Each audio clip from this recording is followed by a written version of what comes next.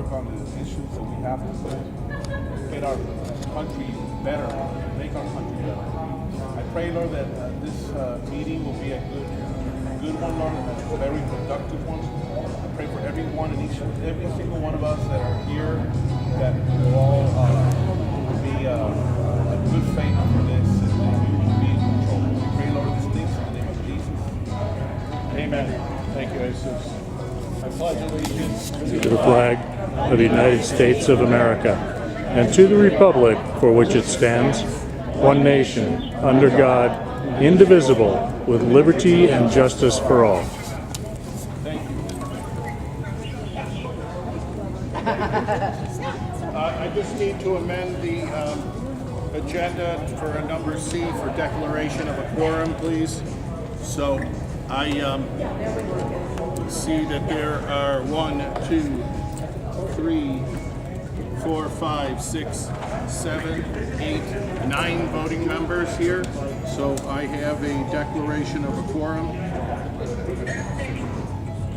And what?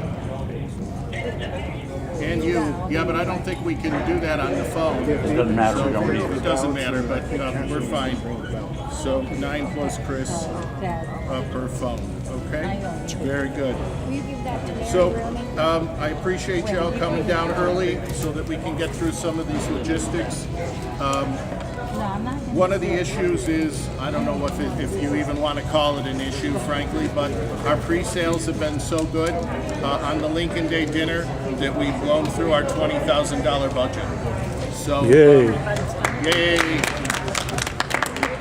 We have presently, Julie's here, she could let us know, but Julie, and look what I got for you, Julie. Isn't that special? Oh my. So, Thank you for all the work that I have to do. Anybody want to take over? Please do. Julie, so we have 250, 260 right now, pre-sale with all the tables roughly? Yeah. So we have approximately 250 to 260 Lincoln Day tickets sold if everybody pays for their tables. We've got a number of tables. We got some checks tonight that we're going to be depositing. Quite a bit of checks. So, no, thank you. I gotta run around. So with that said, we're going to be over our $20,000 authorized budget. What I think we need to do is just put like a tag on of $75 per person, because we're going to keep revisiting this as we go through it. We don't know how many people are going to sell. We still have 2.5 weeks to sell tickets and tables. You know, we could have 300 or 350 people attend. So what I propose to do is we just add like a $75 per person over 200 people. For every reservation. For every reservation over, I think 200 is the number. A little over, it's like 210 or 215 right now is what the 20,000 is. So, 500.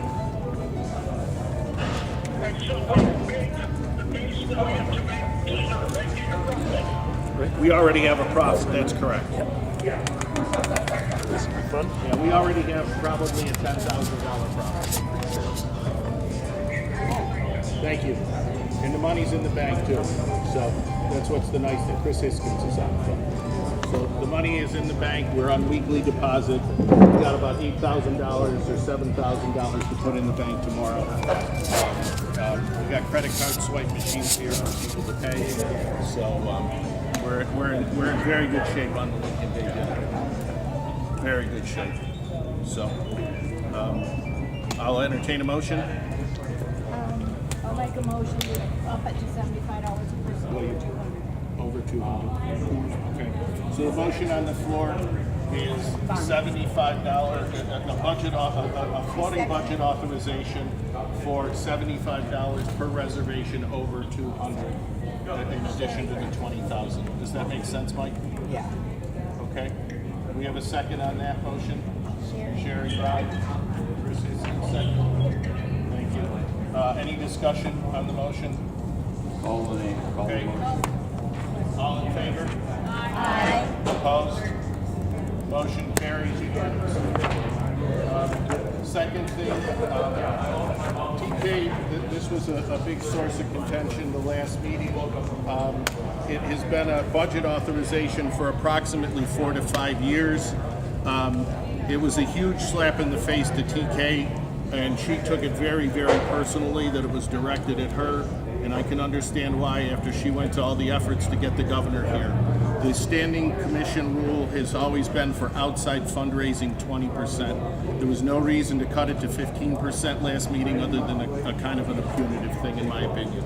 So I'm entertaining a motion to restore the commission for outside fundraising only to 20%. So moved. Oh, go ahead. Second. So you okay with that? We're going too fast, Mike? Just tell me if I'm getting ahead of you. So the motion on the floor is to raise the outside fundraising commission to 20% on all outside fundraising, and it's seconded. Who made the motion?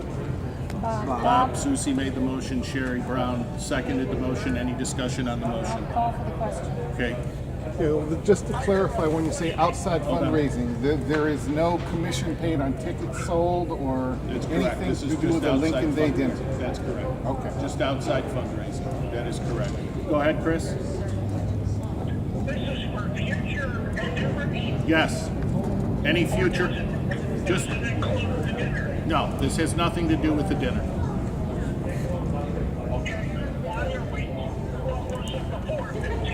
Well, it was 20% for the last 4 or 5 years, and then at the last special board meeting, somebody made a motion to lower it to 15%. David, I want to say something. Sure. 2 points. I mean, number one, if it's so easy to do, why aren't we getting all these fundraising in right now, right? The point is, it's hard to do. Number two, the mentality of saying, hey, it's 20. You see, can you let them know? Hey, Chris, Chris, if you can just hang on 1 second, Derek's speaking, and then I'll get back to you, okay? The second point is when people say, oh, 20%, that's a lot. Right now, there's nothing. So it's easy to say it's a lot of nothing though, right? So let's encourage the people who want to go out and do this. That's what America's about. Incentives. Give them an incentive to go ahead and do it. I'm all in favor of this. Okay, thanks. Chris, This go is ahead. incremental money. Right. That's a good word. Yep, I like that word. Chris, go ahead. You want to say it, and then we're going to probably move along. As a philosophy, commission sales is always good. Because a good salesman will make you every penny of their commissions. Absolutely. The problem is that senior management will look at your commission at some point and go, well, you're making too much money. But they don't realize that it's the salesman's here on the camera. Exactly. Going out there and finding the mastodon and playing the snare and all that happy shit. Absolutely. If you don't get that, then you don't make the sale. Absolutely. Appreciate that. All right, thanks, Chris.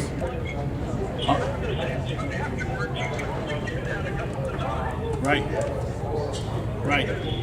Nope, I appreciate that. Let's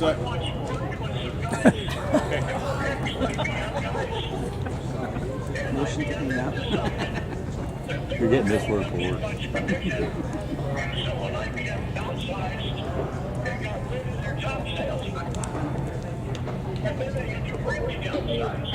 Exactly. All right, Chris, we're ready. We're ready to go. We appreciate your input. Our best situation is if TK makes a lot of money. Yeah, exactly. That's it. Our best situation is if Absolutely. TK makes a lot of money. Call for the question. Okay. Call for the question. All in favor? Aye. Opposed? Okay, unanimous vote. Appreciate it. Where's Ray? Ray's here. Ray's right there. Okay. We still have an issue. I'm sorry. Endorsement of North Las Vegas Ward 4 Pete Shields. Okay, the reason this wasn't on the call to meeting because this question and this phone conversation and this outreach was done to me after the call to meeting already went out. So there was no way to get it on the call to meeting because this being a time-sensitive matter. You're talking about the call to meeting for the Central Committee. I'm talking about the call to meeting for the Central Committee, like we were so criticized because we quote-unquote missed the opportunity to put it on that agenda. We didn't miss the opportunity to put it on that agenda because it didn't exist when the agenda was published 10 days in advance. This was a call that came in very recently to support Pete Shields, who's running unopposed on the Republican line, meaning he's the only Republican in Ward 4 in Las Vegas. To give you a little background, in North Las Vegas, I'm sorry. Pete is running a very good campaign. They have about a total of $40,000 to $50,000 between his own money and money he's raised. There are 5 Democrats running against each other in that particular district. The numbers are 8,400 to 11,500. So yes, there's an advantage, but when you got 10 or 12% turnout and you got 5 other people slugging out the 11,000 and one person in the 8,400, it all comes down to a question of turnout. Is this a jungle primary? In other words, somebody gets 50% plus one, they're elected. They're elected. And That's if absolutely there's correct. 2 people that, if nobody gets 50% plus one, then the top 2 go. So we are going to work very hard to help Pete. Derek and I both It's a non-partisan. vetted him on Sunday, wasn't it? Sunday, right? On St. Patrick's Day. Very sharp gentleman. He will be here tonight.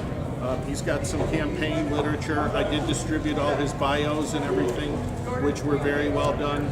He has some very professional campaign pieces. These are the only ones I have, but if you want to look at them, that are all done. So his campaign is being done very professionally. Who's running his campaign then? Lisa Mayo. Okay. Very nice. Just an endorsement.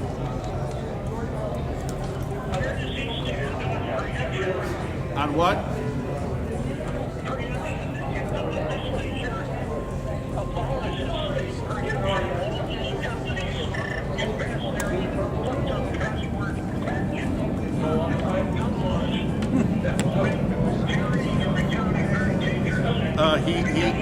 He is pro-gun. He is pro-Second Amendment. Here's a mentality for us, right, as CCRP. Our mission is to elect Republicans.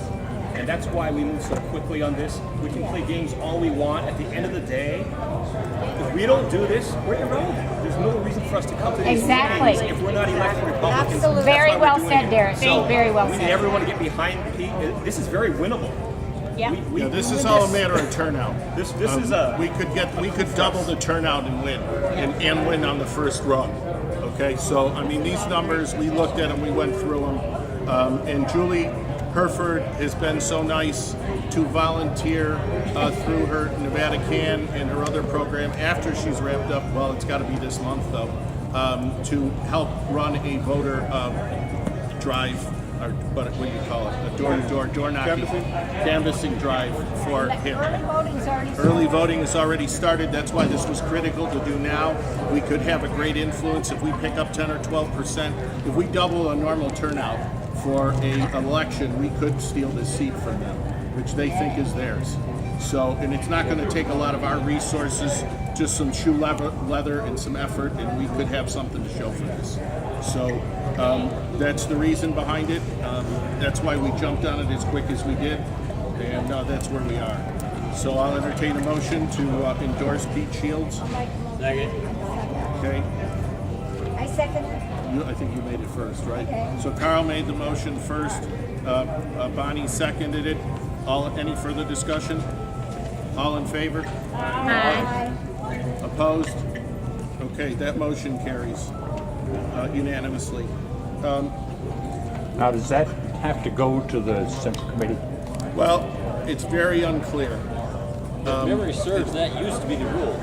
There is no rule. Unopposed Republicans in the primary were well, this is automatically endorsed. right, but this is a race that doesn't have anyone else. I know. So That used to be the rule. If you were a Republican running unopposed against Democrats, Right. the CCRP automatically endorsed you. Right. well, there's some And they made a reasons point to do it. Right, I know. There's And some here reasons. we're having resolutions and Right. bunches of discussion. Well, It's there may absurd. be a reason we don't want to endorse everybody that runs unopposed. So we There have may a be. few people that we might There not are want a to attach couple, our names to.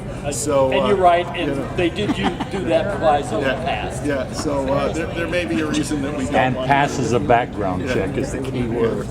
So Okay, so number 4 on the agenda, and I appreciate us moving through quickly here so we can relax a little bit before the meeting, is the secretary has still failed to turn over the actual emails and the lists and the templates in the MailChimp account. What we have is a empty MailChimp account that we can't use to contact or email anyone with. Ray will tell you, because he's here, and I will tell you that between Ray and I in the last 30 days have reached out to Madam Secretary on at least 10 different occasions, and we have gotten 0 response. The only response we got was from one of the board trustees saying use a different MailChimp account, which has no... He got one today that said she wasn't supposed to. That's a different issue. Yeah, that's a about different issue. anything. I understand. So Well, once the again... thing that, just as I said to you, we needed to, just so everybody knows, I said to Dave, we need to send out an email for early voting. We needed to send it out last Friday. Yeah. We did not have a way to do that. Right. Yeah, And if I'm out in the community pushing early voting, then we've got to be able to communicate with the membership. And there was no way for them to do that. And I will say setting up a new MailChimp account won't work because you need the email addresses We don't in order to have it emails, function. We don't have contacts. We don't have any templates. Right. So we're going to make one more board resolution, in my opinion, to try in good faith to get this reconciled. And if it's not reconciled in a 72-hour period of time, then I will take much more drastic measures. So, on behalf of the organization, because we can't communicate with our people yet. As was voted by the membership too, right? Yes, it was. This was voted by the membership and the board. So someone is actively going against the wishes of the membership and the board on a regular basis. And I've been more than patient. I don't think most people would have been anywhere near as patient as I've been on trying to resolve this. So that's the issue. Does anybody want to make a motion? Whatever the motion is, I make it. So what is the motion? Somebody has to make a motion. Now, within 72 hours, all the contact information and the MailChimp account has to be turned over by mail. 10 minutes, that will be returned. Well, that's a different issue. Oh, you don't want to... I do. I do. It's coming up. We'll do that up. Oh, This went first. This Dave, is really may I suggest it's not just the email addresses, it's the credentials Right. for the MailChimp account. Right. Opens up everything to you once you have the credentials. Right. So the credentials for the MailChimp account, anything and everything, credentials, lists. Okay, you need to make, Dave, you need to make it clear. You need to be made, you and Ray need to be made the administrators and not just users, because that is the problem. I understand. Okay. Go ahead and make the motion. I You wanna- understand it. So they- Make the motion, you understand it. Oh, okay. So the motion is that within 72 hours, the correct credentials for the administrator of the MailChimp account in order for us to contact the membership is given to the chairman and the communications director. Go ahead, Bill, to continue. And all related passwords and anything else related to managing and using the account. Everything. Okay. User account, all And- passwords.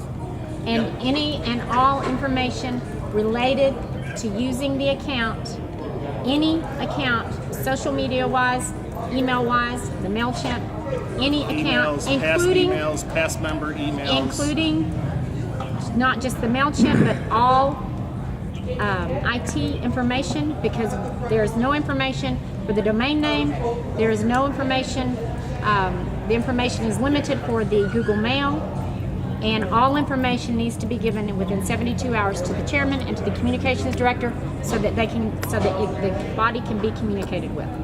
Thank you. Peggy Brandt seconds the motion. Any further discussion? All in favor of the motion? Aye. Opposed? Okay, another unanimous, I appreciate it.